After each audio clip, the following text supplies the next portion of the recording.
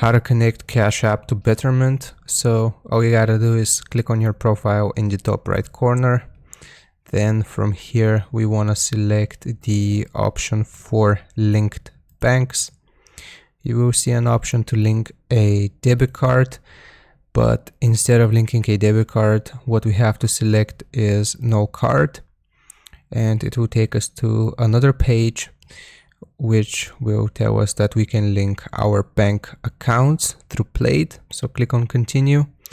And the second to last option should be the one that you need for Betterment. If we select it, it will tell us that we have to generate a password. So you have to click right here to open up the Betterment website, and then you gotta go to settings, security, and app password. So you gotta set up an app password, and then all you gotta do is click on continue with app password, and right here you will see and write the password that you just created on the official Betterment website, and that will authenticate your accounts.